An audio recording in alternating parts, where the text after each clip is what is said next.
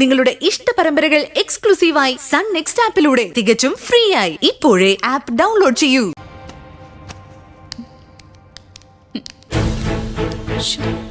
നിങ്ങൾ രണ്ടുപേരും കൂടെ എന്താ ഇങ്ങനെ നോക്കുന്നേ? അത് അച്ഛനല്ലേ നിക്കുന്നേ? എന്റെ മോളെ സുമാറിന്റെ കാര്യ ചോദിച്ചേ. അവിടെ വീട്ടിലില്ല. ഞങ്ങൾ വിചാരിച്ച തിരിച്ചിങ്ങോട്ട് തന്നെ പോകുന്നതാ. ഇവിടെങ്ങും ആരും വന്നില്ല. ഫോണില് വിളിച്ചിട്ട് കിട്ടുന്നുമില്ല. ഏട്ടത്തിയുടെ അച്ഛനായതുകൊണ്ട് പറയുമല്ലോ കേട്ടോ. അല്ലെങ്കിലും ചില മനുഷ്യരൊക്കെ ഇങ്ങനെയാ. എങ്ങോട്ടെങ്കിലും ഒന്ന് പോയാ പിന്നെ തിരിച്ചു വിളിക്കത്തില്ല. അങ്ങോട്ട് വിളിച്ച ഫോൺ എടുക്കത്തുമില്ല. എന്നിട്ട് എപ്പോഴെങ്കിലും കയറി ഒരു വരവ് വരും ചിരിച്ചോണ്ട്. അത് കാണുമ്പോ ദേഷ്യം വരും. ഏട്ടത്തി ഫോൺ ബില്ലടിക്കുന്നു. അച്ഛനായിരിക്കും. നിന്റെ നാവ് പൊന്നായിരിക്കട്ടെ. അച്ഛൻ തന്നെയാ. അച്ഛൻ എന്ത് പണിയായി കാണിച്ചത്? എവിടെയായിരുന്നു ഇതുവരെ? ഞങ്ങൾ ഇത്ര വിഷമിച്ചു എന്നറിയോ?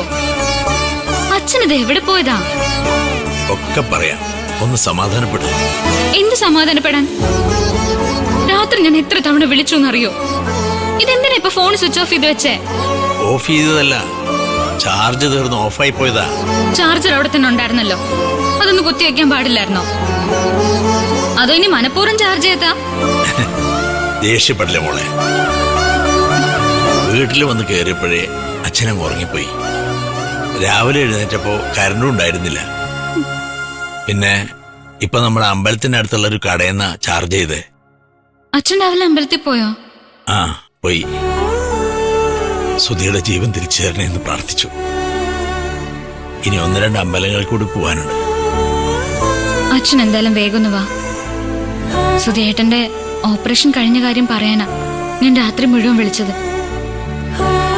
ഫോണില് കിട്ടാത്തതുകൊണ്ട് ഞാനും സുധിയേട്ടന്റെ അച്ഛനും കൂടി ഇപ്പോ വീട്ടിൽ പോയി നോക്കിയിട്ട് വന്നതേ ഉള്ളൂ.